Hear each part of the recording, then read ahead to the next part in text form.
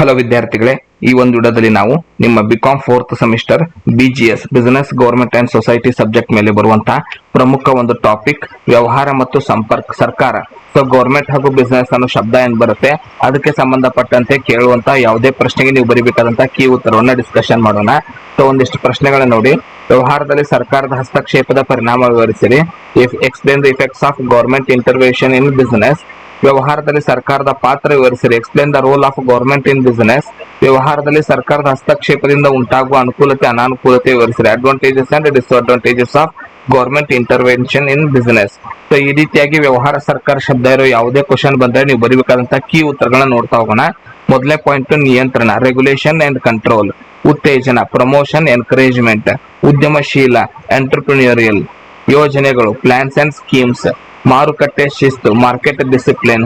ಬೆಲೆ ನಿಯಂತ್ರಣ, price control. ಕಾರ್ಮಿಕರ ರಕ್ಷಣೆ, ಪ್ರೊಟೆಕ್ಷನ್ ಆಫ್ ಲೇಬರ್. ಏಕಸ್ವಾಮ್ಯದ ತಡೆ, ಪ್ರಿವೆನ್ಷನ್ ಆಫ್ ಮೊನೋಪೋಲಿ. ಪರಿಸರ ರಕ್ಷಣೆ, ಎನ್ವೈರನ್ಮೆಂಟಲ್ ಪ್ರೊಟೆಕ್ಷನ್. ಸಾರ್ವಜನಿಕ ಹಿತರಕ್ಷಣೆ, ಪಬ್ಲಿಕ್ ವೆಲ್ಫೇರ್. ಆರ್ಥಿಕ ಸ್ಥಿರತೆ, ಎಕನಾಮಿಕ್ ಸ್ಟೆಬಿಲಿಟಿ. ಉದ್ಯಮಶೀಲದ ಸಮತೋಲನ, ರೀಜನಲ್ ಬ್ಯಾಲೆನ್ಸ್. ಸಾಮಾಜಿಕ ನ್ಯಾಯ, ಸೋಷಿಯಲ್ ಜಸ್ಟಿಸ್. ಸೊ ಇವಿಷ್ಟು ನೀವು ಪಾಯಿಂಟ್ಗಳನ್ನ ನೆನ್ಪಿಟ್ಟುಕೊಂಡು ಇವುಗಳನ್ನ ಕೀ ಉತ್ತರವಾಗಿ ನೀವು ಬರೆದು ಪೂರ್ತಿ ಅಂಕಗಳನ್ನ ಪಡ್ಕೋಬಹುದು. ಮುಂದಿನ ವಿಡಿಯೋದಲ್ಲಿ ಹೀಗೆ ಮತ್ತೊಂದು ಶಾರ್ಟ್ಕಟ್ ಮೆಥಡ್ ವಿಧಾನದೊಂದಿಗೆ ಸಿಗೋಣ. ಧನ್ಯವಾದಗಳು.